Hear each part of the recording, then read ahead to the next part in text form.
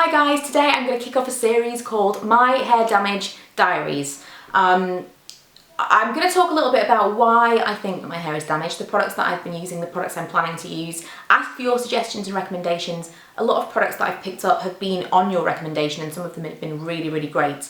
One of them I'm just remembering I don't have and I will try to remember to mention as we go along. I'm going to start with cause for my hair breakage and damage. First of all, I have bleached my hair a lot in the past, all professionally most recently. I mean in the past I've definitely damaged my hair myself, but this is like we're talking years ago now, and because my hair has been so short recently, I'm pretty sure the majority of what I've personally done to my hair has all grown out now. It's all, whatever damage has been done has all been done by a professional.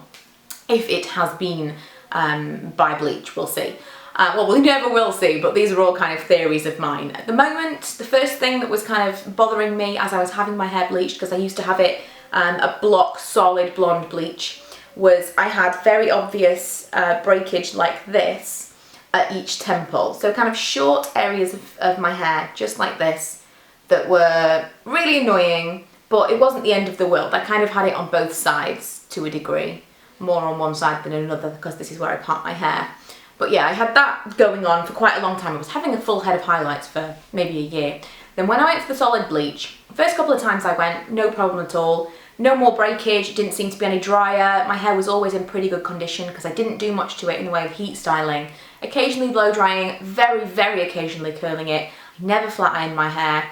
And I babied it a lot, because I was very aware that you could kind of have really heat styled hair or very, very blonde hair. It's not a good idea to do both because it's not going to handle it very well. And so I did kind of treat my hair with kid gloves to a degree. I always was masks and conditioners and all that kind of thing. I didn't just kind of leave it to do whatever. I tried to treat it well. And so for a long time, it seemed to be in great condition for what I was doing to it or what I was having done to it. And then all of a sudden, it started to change. And one of the times I had my hair bleached, the person was combing it afterwards and she was combing through and clumps of my hair were coming out and I was freaking out, and I just thought, this is not ideal, this is not what I was used to.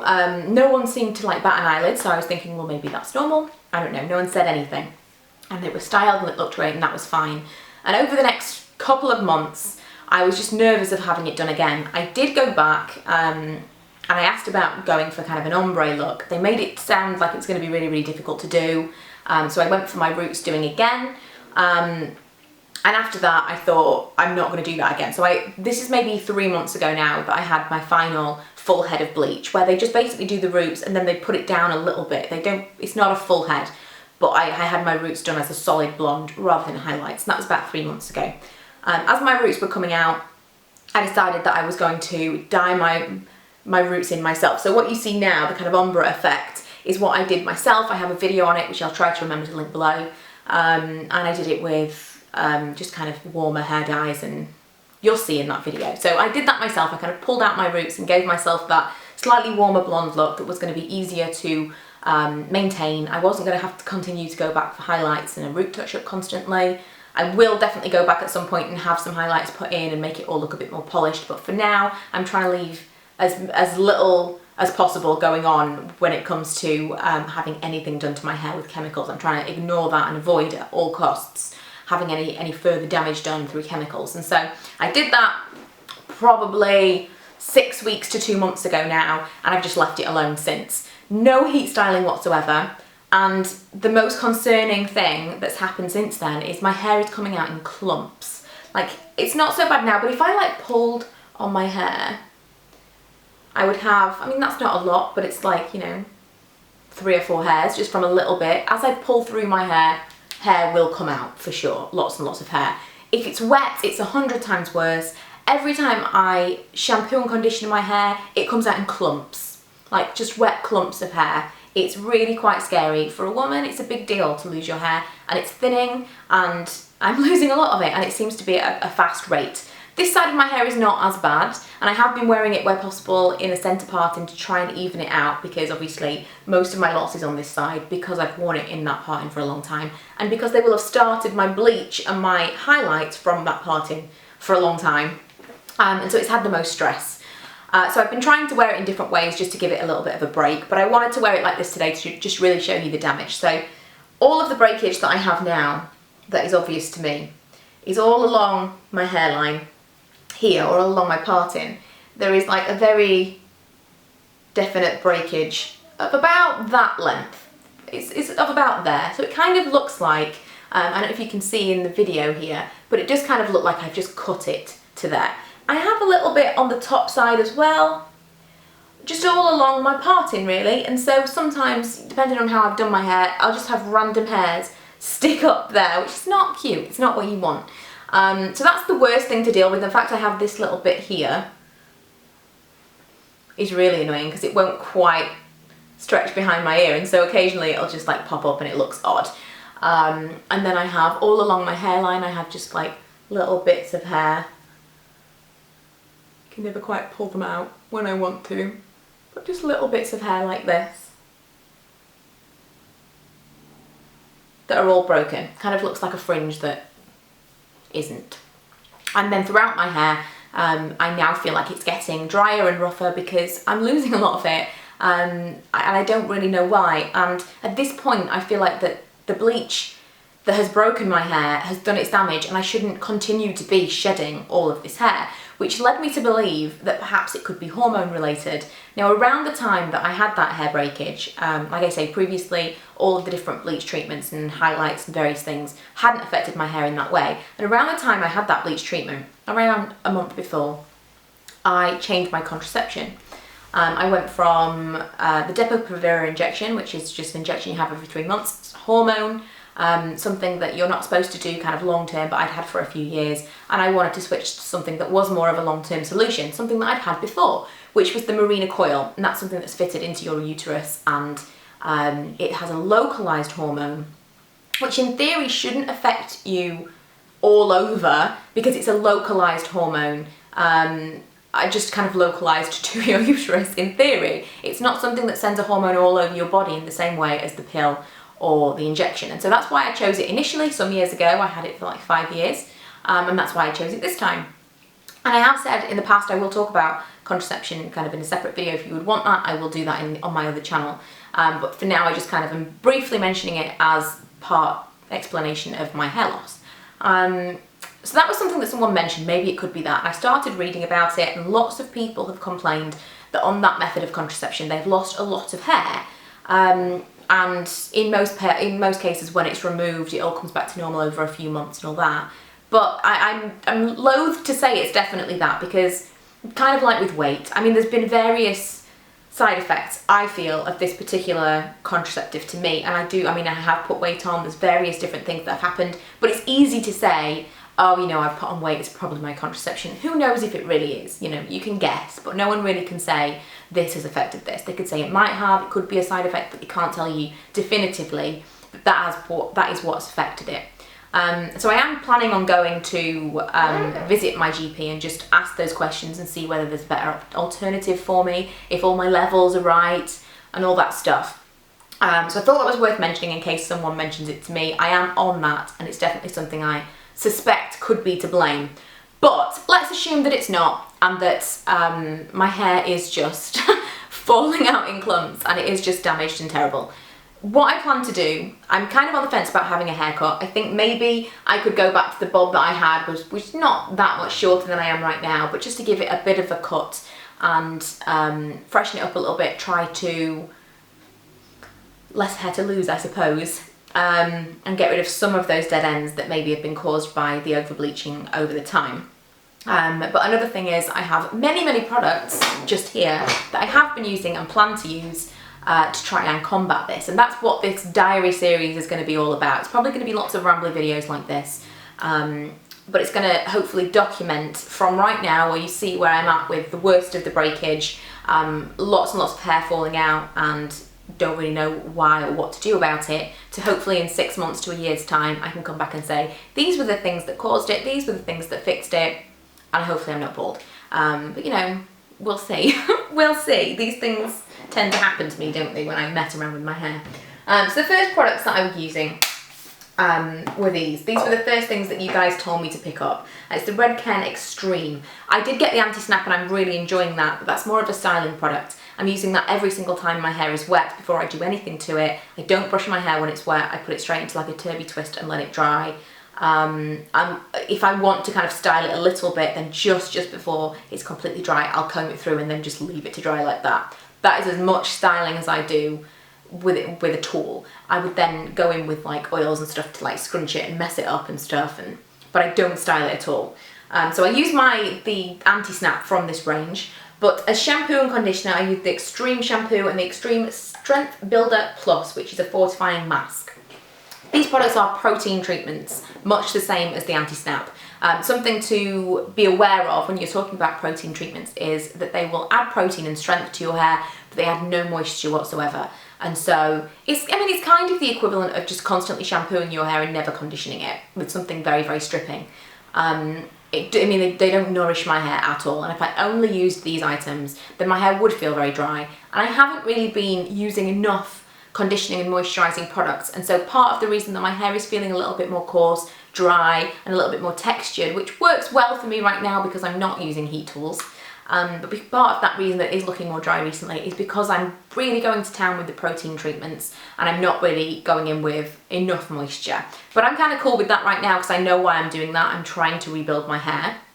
But if you are using these products and suddenly you're thinking, oh, it looks worse or it feels worse than it did before, that's because really you should be alternating with something very, very hydrating. Or potentially use the shampoo, use the mask, and then finish off with a very, very hydrating hair mask or deep conditioner. That would probably do it. But these have been the products that I've used most over the last month or so since I've noticed the main damage and decided to start doing something about it. Really, really love these products. Like I say, hard to say they do something amazing because they don't do anything to make your hair feel nice, but I've definitely noticed a reduction in the hair fall when I wash my hair and once it's dry after using these products. So I would highly recommend them if you are losing hair. If you're talking about damaged hair and hair that needs a little bit of moisture, these products have been amazing. These are slightly more on the higher end side. When I first spoke about the Redken products, L'Oreal, who own Redken, Pureology, various other brands, contacted me and sent me some products. So the Pureology I didn't purchase myself, but I will absolutely repurchase this when I run out. I have the Perfect for Platinum shampoo and the Perfect for Platinum conditioner. I know that you can get different ones. I think there's some hydrating ones and I'll pick those up next time when these run out. But these were specific for blonde hair because that's what they sent me. These were really, really nice. I know that they are, what does it say, 0 sulfate. So that means that it's got no products that's going to like soap up and really strip your hair of all that moisture, which is great. But I do find that they soap up enough, because the thing with sulfate-free shampoos for me is I hated they never really sudded my hair enough and I felt like I needed to use loads and loads. These still lather really, really nicely. And they're also vegan as well. So if you're into that, if you are looking for vegan products, then these will fit that box as well. They just made my hair feel really, really silky smooth. And when I'd been using the protein treatments, it was a really nice rest for my hair to feel a little bit nourished. So when I have been looking for something a bit more moisturising, these have been the products I've been using. But I would say the star product from Pureology that I've started using recently is the colour Fanatic. And I mentioned this in my favourites. It's a leave-in conditioner spray effectively. It does loads of different things. It's a heat protectant, supposed to help split ends and all those things. But it really does nourish your hair. I'll just read you a couple of things. It says to do. It says, helps to protect against fade, excellent leave-in conditioner, instantly detangles, makes blow drying easier, helps hair feel nourished, helps even out porosity, which is brilliant when you've got really porous hair like me that's very, very dry in some places because of all the other products I've been using. It helps to even that out and add moisture where you need it, but not where you don't, because sometimes you'll use something that really weighs everything down, but this is obviously trying to target just the areas that need moisture.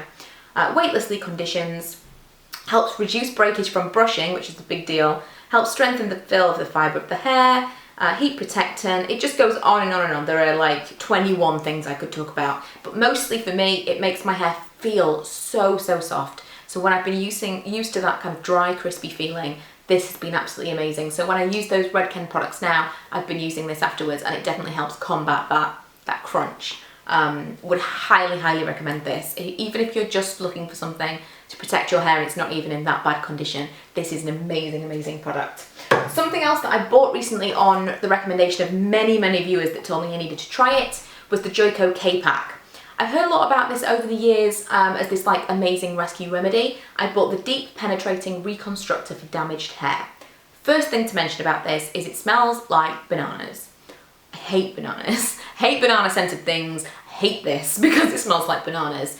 Second thing to mention is it doesn't stretch very far. It says to leave it in for about 5 minutes, was it? Yeah, it says to leave it in 5 minutes on damp hair, which is pretty much as long as I can stand because I really, really don't like the smell. It doesn't stretch very far because it's a really strange texture. It's not like a moisturising leave-in conditioner. It's kind of watery or gel-like. So if you want to cover all of your hair, you're going to need a lot of this, and it's not going to last you very long. And I think it cost me around £16 or £17. Not cheap. I won't purchase this again because I don't think that it made a big enough impact on my hair. This one, the Redken Extreme Strength Builder Plus, much prefer this. Definitely think this did more for me than this. This one smells amazing. It smells like Lush Rose Jam products. Awesome. And you don't need half as much of it. It feels much more conditioning than this one. I will use this one up, but what I will probably try to do is use it more as a mask and leave it on for hours and hours and hours because it was expensive, because I want to use it, but people tell me it's amazing. I'll probably shampoo my hair in the morning, you know, on a day I'm not going out or doing anything, rinse it out, and then put this in towel dried hair and just leave it for as long as possible before rinsing it out. To get the most from it is my thinking. I know that you can overdo it with protein treatments, but like I say, the only way you can really overdo it is to add too much and it make your hair dry. You can then combat that with moisturising and hydrating products if you kind of know that you need to do that, but nothing's going to go terribly wrong if you use this for a really long time on your hair. I was expecting so many great things about this, but this did not do it for me. Lastly, I want to talk about two products that I was recently sent. It's so bizarre. Just when this happened, I suddenly got, I don't know if it's because of like the new season or something, if they're suddenly reaching out to people and launching these products because people's hair's been ravaged by the summer or what, but a couple of people have contacted me recently about products for damaged hair. And these were two of them. One is the Fountain Hair Molecule. This is something I'm really excited and scared about, but it's a dietary supplement. It looks like this. Looks like this, and you have to drink it. I'm not looking forward to drinking this at all, but I'm gonna try it, and I've been saving it for this video because I really want to show you what my hair is like now, just chat about that, and then by the time I've finished this, I'm gonna do an update and I'm gonna tell you whether I feel like it did anything, because we already know what the products do. They can make your hair feel blah blah blah, but I want to see if this actually helps grow my hair any. So it's a dietary supplement with sweetener. It says take 2 teaspoons of concentrate to be taken daily, consume within 3 months, and all that stuff. It probably is going to end up being that I need more than this 1 month's worth to actually see a benefit, but we'll see. I'm interested. This is going to basically be the same thing as taking supplements through pills, which I've also considered. If you've got any particular vitamins or anything, I'm going to start taking iron because I've heard that's really good. If you've got any particular recommendations of vitamins or supplements I can take, then let me know. But this is the one that I'm going to try first because it's a new one and I thought would be good for review. And the other thing that I've been sent was the Grow Gorgeous Hair Growth Serum. I tried something like this before. I think it was from LA Science. It was like a hair serum supposed to grow your hair. Not sure whether or not it's going to do anything. I've been using it because it's an intense serum. It says you're supposed to apply 20 drops once daily or in the evening, evenly over the scalp. Obviously, I'm not going to do that because it's really difficult to get it all evenly over the scalp. And so I've just been applying it in the areas that I feel like I really need growth. Because I don't mind cutting my hair until it kind of reaches to a point where it looks like a natural layer or something.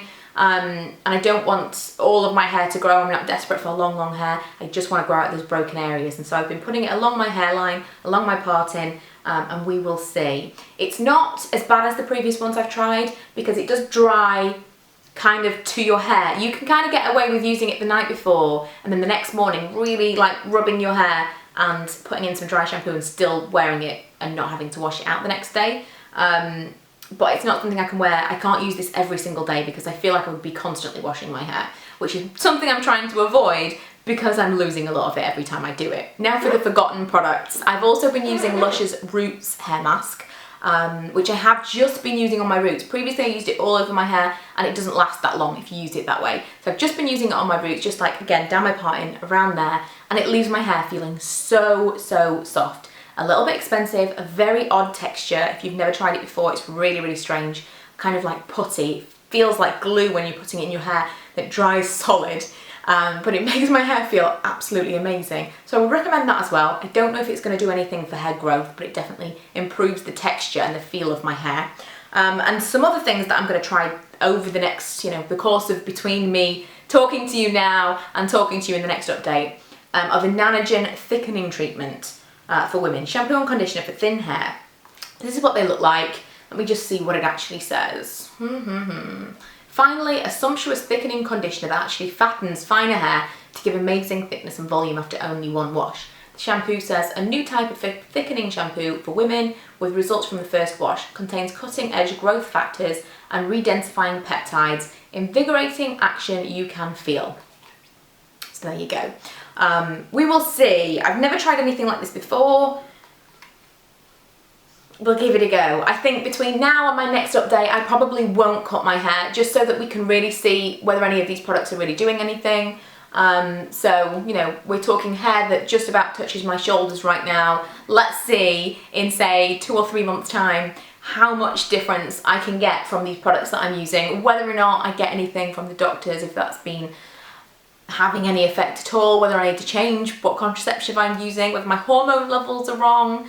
I don't know. I have no idea what's going to happen, but I thought I would just start a little series to follow that journey, because right now I would love to watch videos like that. I would love to see a beginning to end journey of someone that's had serious hair breakage like this. Like, I think had it been anywhere else it wouldn't have been as bad, but that is where I part my hair, and if you part your hair even further away here, it's really, really annoying hair breakage. And I think if it was that alone, I maybe could deal with it, but the fact that it's coming out in clumps as well is really, really annoying, and it's thinning by the day.